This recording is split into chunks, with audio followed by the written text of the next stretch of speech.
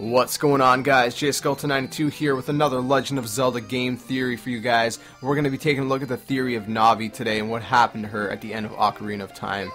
It's never stated why Navi flew away at the end of Ocarina of Time when Link returned to the child period right before removing the Master Sword from its pedestal. She just flew away very quickly through the temple window without saying a word. Now let's give you guys a backstory on Navi as a character before we jump into the theory itself. Navi serves as Link's guide throughout the game, and because Link is not a Kokiri, he did not have a fairy.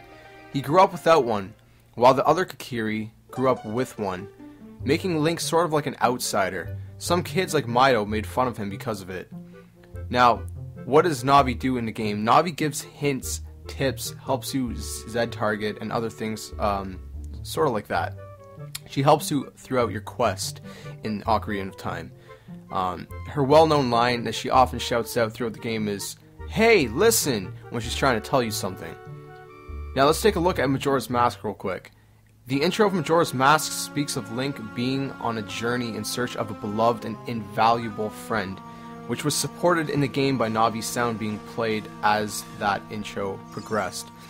As well as it's being confirmed by Hyrule Historia book, it mentioned that Link had been looking for Navi for months. To quote, Link set off on his horse, Epona, who lived at Lon Lon Ranch. Months passed as he wandered in search of his companion, Navi, eventually losing himself in a mysterious forest. Now that is the intro of Majora's Mask. If you guys have ever played it, you will remember that. Now the real mystery is that Navi would depart from Link so suddenly without saying goodbye. I mean, they did serve all this time together throughout the whole game, fighting all these bosses and enemies, and going on a very long adventure together through all these sorts of chaos.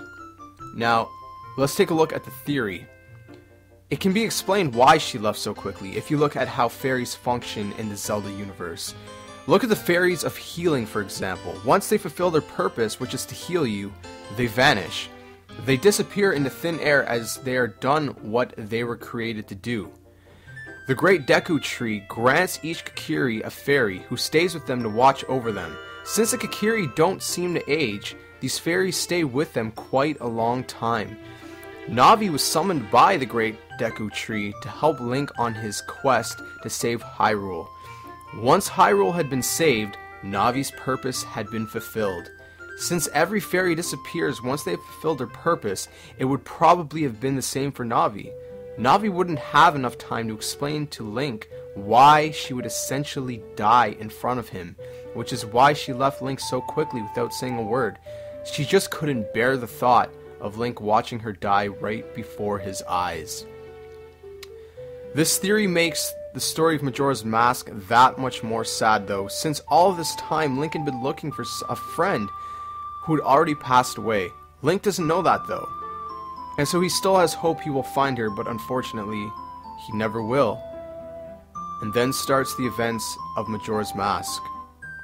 We look forward to playing Majora's Mask 3D when it drops on 3DS, February 13th, 2015, and we hope you are as excited to relive, or to live for the first time, this epic Zelda story when it comes out, the sequel to Ocarina of Time. I hope you guys enjoyed this Zelda theory, this game theory. Please subscribe, like, comment, share, and all that awesome stuff if you did. And let me know what you guys think. What happened to Navi? I think this is a pretty good conclusion of what may have happened to her, and a very sad one at that. I'll catch you guys next time, and until then, game on.